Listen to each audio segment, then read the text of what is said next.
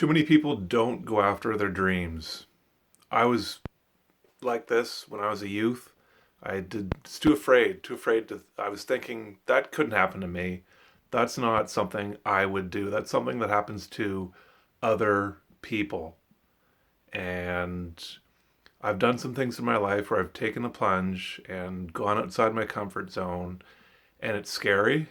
It's very scary, but it doesn't have to be scary all the times because there's other things I've done that are a lot easier to do, still in your discomfort zone, but they're easier. I suggest just going 1% outside your comfort zone, 5%, 10%, just doing something that makes you feel a little bit uncomfortable.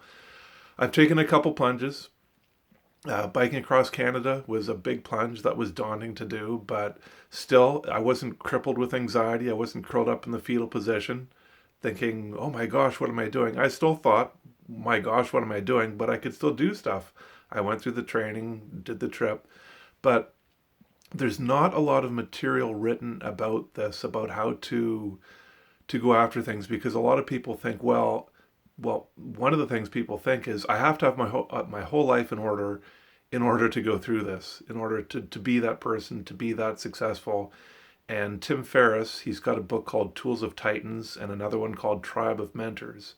And he talks about how he interviews people and he says, successful people, and he asks them, what's one thing that you're not good at, something you failed at?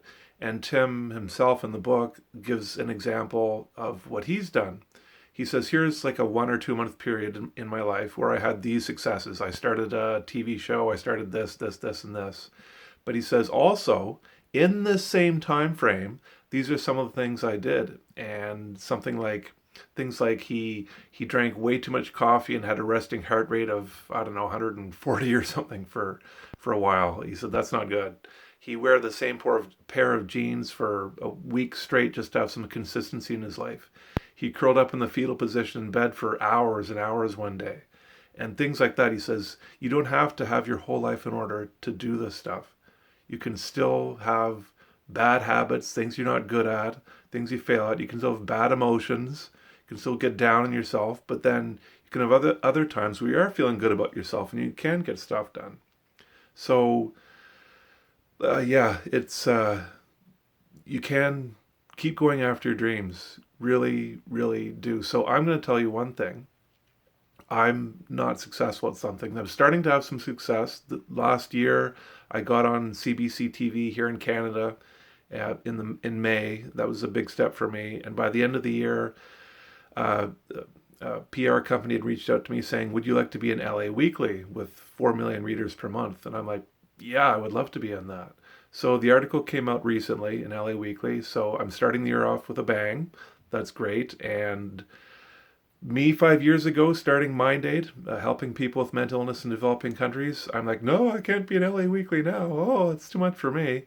But what happens is there's a book called The Motivation Myth by Jeff Hayden, and he says, actions give you confidence. Don't wait for the confidence to take action.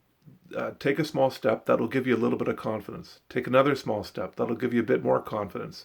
It's like building a brick wall or a brick house.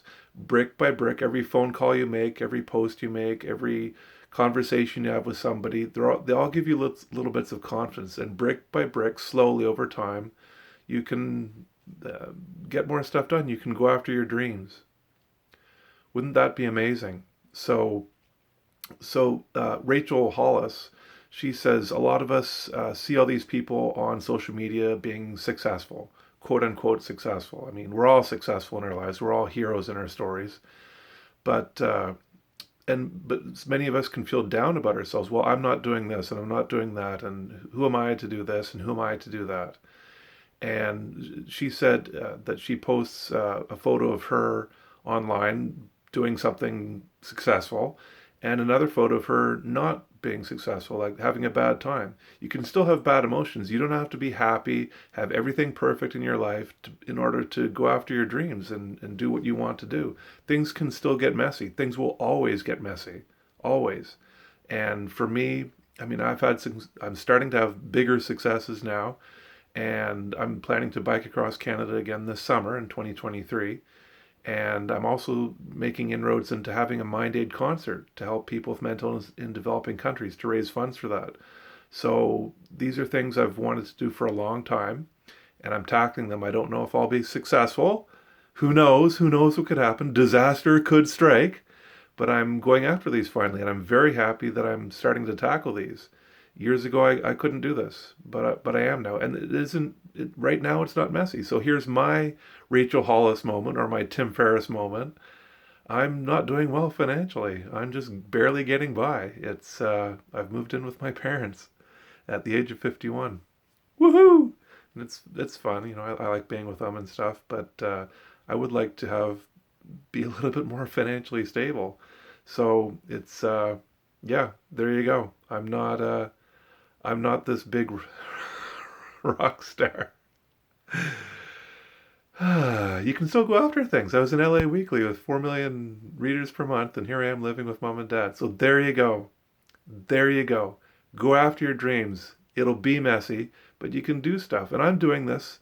I don't have to do any of this Mind Aid stuff, really, but I can't sit here and not do it because there are people struggling, suffering horrifically with mental illness in developing countries, waiting, praying for someone to come help them.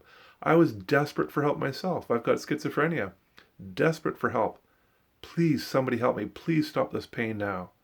And I'm trying to help other people who are going through that today to get some basic mental health care. I also speak about schizophrenia, helping people, I had no role model for schizophrenia when I was first diagnosed. I knew no one who'd gone through the other side of it and come out and enjoying their life again.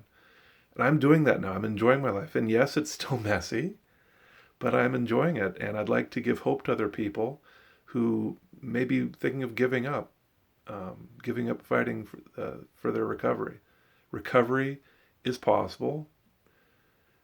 You don't know what's going to happen. No one knows what the future is going to hold for you. No one knows.